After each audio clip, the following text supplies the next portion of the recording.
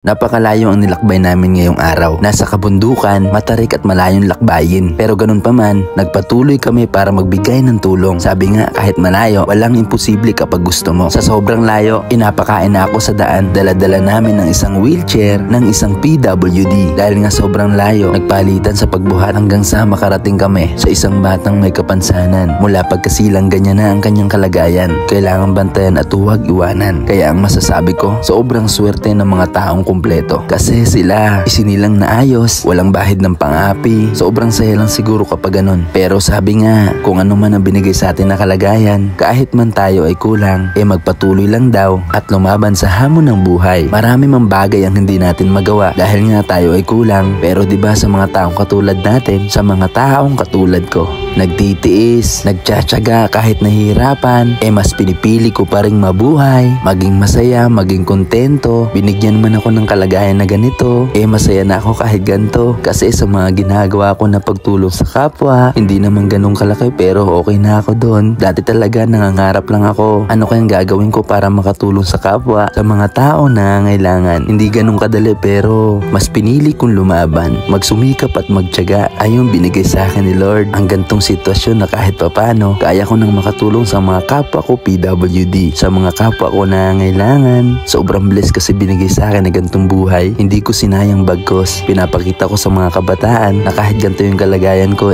kaya ko rin palang magpasaya at maging masaya kahit ganito yung kalagayan. Ngayong araw, isang wheelchair ang pinapangarap. Matagal-tagal na din itong inaasam ng kanyang magulang dahil nga sa sobrang busy, medyo natagalan. At kung nakita nyo na meron na siyang wheelchair, meron na daw nagpaabot ng tulong sa kanya. Kaya naman dahil sobrang layo din na nilakad namin, binigay ko na rin sa kanya ang wheelchair. Merong mga vitamins na galing sa Butika di Calma. Isa rin sa pinasasalamatan ko, andyan yung mga taong handang tumulong sa akin. Maliit man o malakang binibigay na tulong nila, isa na yung blessing. Ang mahalaga, nakakatulong tayo sa kapwa natin. At ang sabi ko nga, dahil wala yung kanyang magulang at naabutan ko lang ang kanyang tiyuhin, na ibibigay ko tong wheelchair na to. Kasi napangako ko to sa tatay niya at meron naman daw dito sa kanila na nangangailangan din ng wheelchair. Kaya naman yung isa ibibigay na lang daw nila. O diba kahit pa paano, dalawa yung natulungan natin ngayong araw. Kaya naman lubos po ako nagpapasalamat sa inyong lahat sa suporta at pagmamahal na binibigyan nyo sa akin. Hanggat nabubuhay ako, maghahanap ako palagi ng deserve na matutulungan. Palagi ko nga sinasabi, kahit ako ay kulang, isinilang ako, hindi para itago, kundi para makilala at magbigay ng kasiyahan sa mga kabataan, sa mga kapwa ko PWD. Kaya mga idol, laban lang sa buhay at huwag sumuko. Lahat tayo may pinagdadaanan, pero mas piliin natin maging kontento, maging masaya at lumaban at manalangin sa ating Panginoon. Huwag tayong magsawang humingi ng tulong sa Kanya.